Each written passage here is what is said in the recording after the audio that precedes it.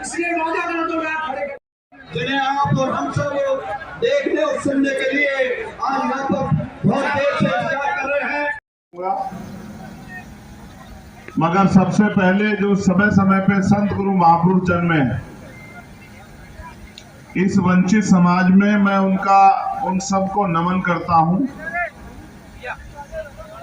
नमन इसलिए करता हूं कि उनके विचार, उनका संघर्ष, उनका त्याग, बलिदान, उनका समर्पण, जिससे सीख के हम लोग आगे बढ़ रहे हैं, वो ऐसे ही हमारे बाद भी आने वाली पीढ़ियां और वर्तमान की पीढ़ियां हमसे सीख के आगे बढ़ती रहें और एक ऐसा समय भारत में आए कि भारत में रहने वाले शोषित वंचित वर्ग के लोग गैर बराबरी पर आधारित व्यवस्था को हटाकर समता, समानता, बंधुत्व, भाईचारे की व्यवस्था पे अपना जीवन यहाँ जिए।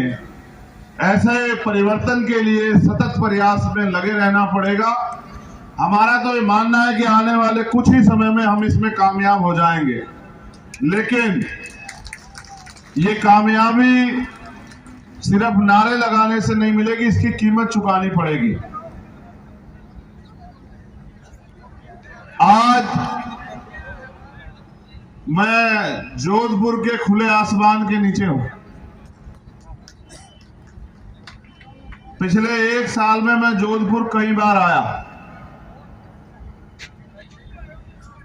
एक बार आया तो जितेंद्र भाई के परिवार से मिलने के लिए उनके घर गया, लेकिन उसके बाद जब भी आया, यहाँ की सरकार ने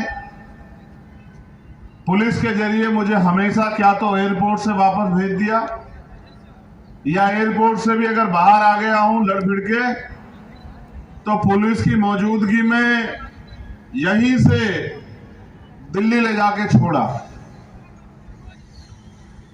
मैंने उन सब बातों को याद रखा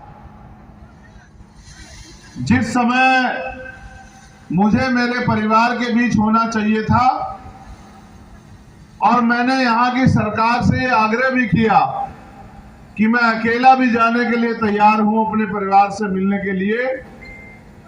तो यहां की सरकार ने मेरे सारे दर्द तकलीफों को कुचलकर,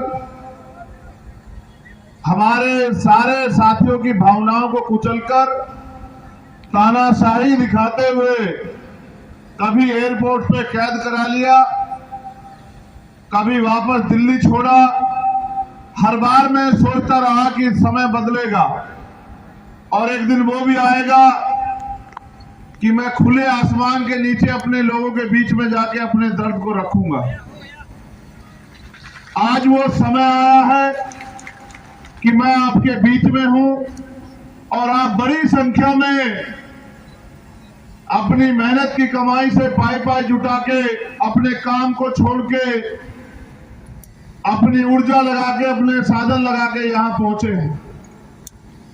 मैं 2019 में भी यहां आया था, तब भी आपने इसी तरह से मुझे प्यार दिया था, लेकिन आज हालात कुछ और हैं, तब हालात कुछ और थे। सम्मानित बहुजन समाज के लोगों,